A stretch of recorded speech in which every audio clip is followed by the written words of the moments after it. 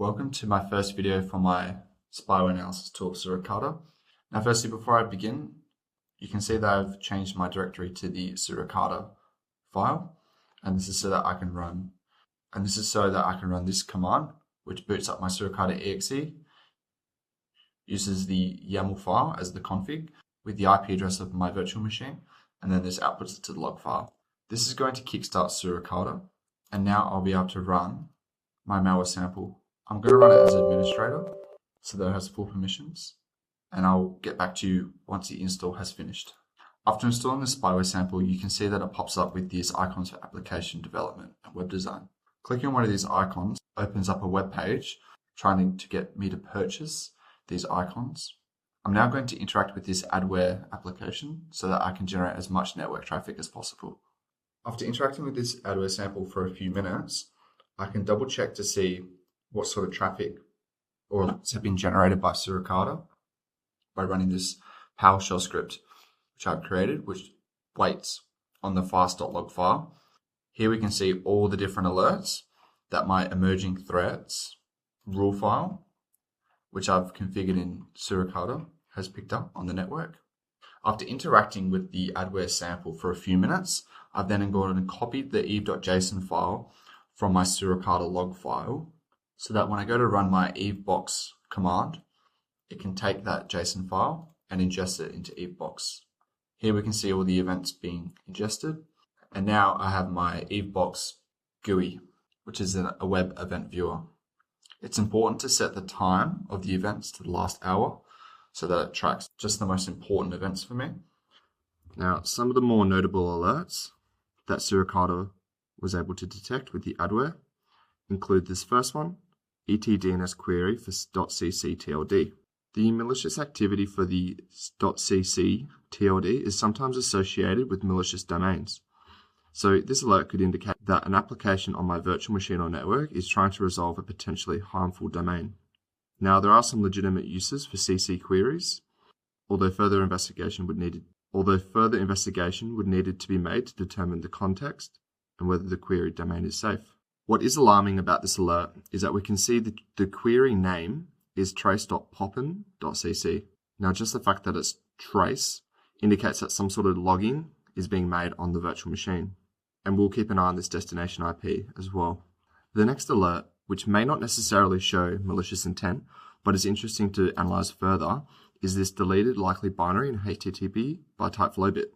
Now, this indicates that the system has detected a potentially malicious binary file being transferred over HTTP.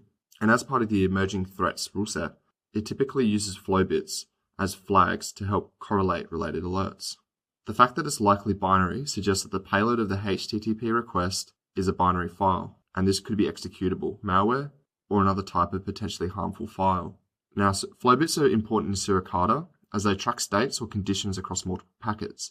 The deleted part implies that a previous condition was met, such as detecting a file type, and now it has been marked as no longer relevant or flagged. This alert is strong in indicating an attempt to download or deliver malware or an unwanted binary file onto my virtual machine.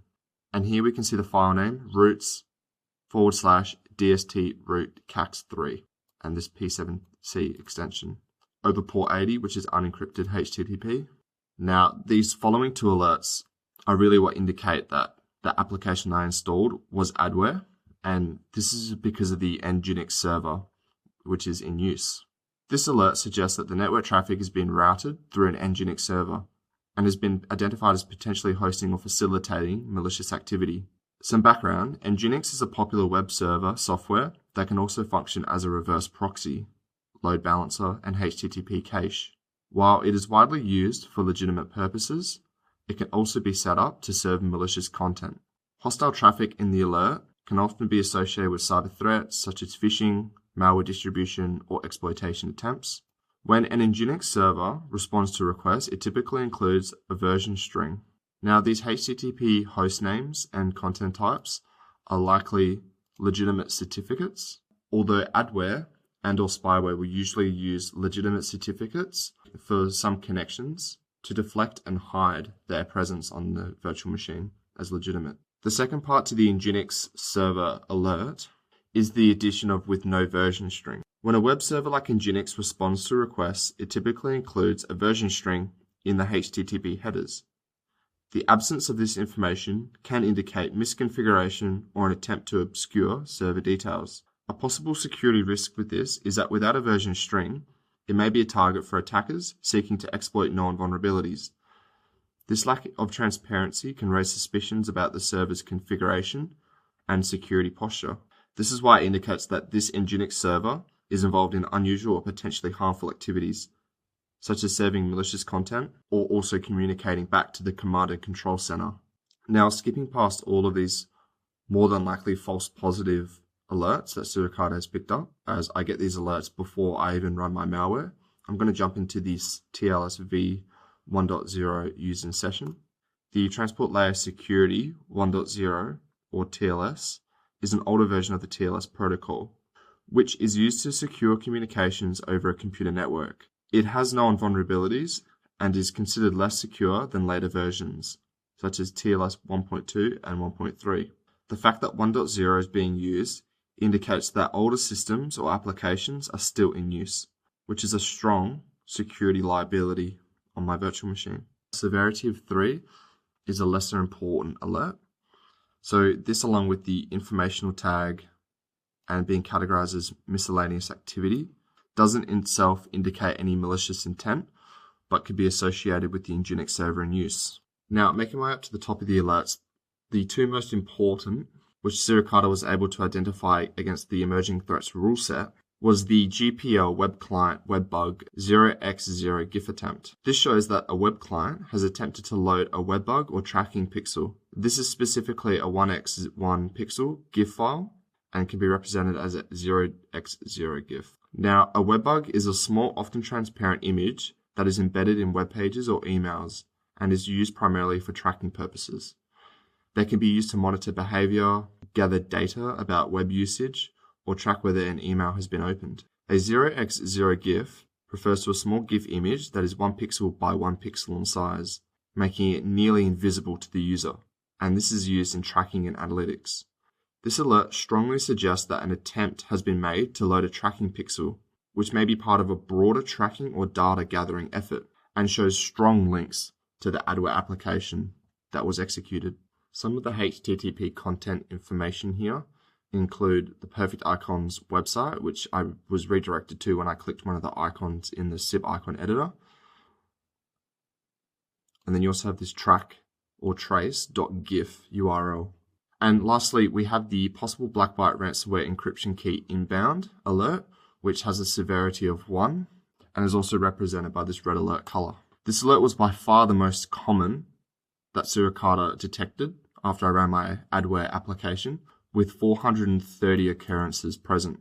This alert is specifically regarding an encryption key being transmitted as a file disguised with the PNG extension. Some background on the black byte ransomware is that it is a type of malware that encrypts files on infected systems, demanding a ransom for decryption. It has been known to use various methods to exfiltrate data or send commands to infected machines. The fake.png also suggests that the file in question is masquerading as a PNG image, which is a common tactic to evade detection, as users and security systems might be less suspicious of file images. Some possible implications of this alert, as picked up by Suricata, could indicate an attempt to deliver or retrieve an encryption key for ransomware operations from the command and control center.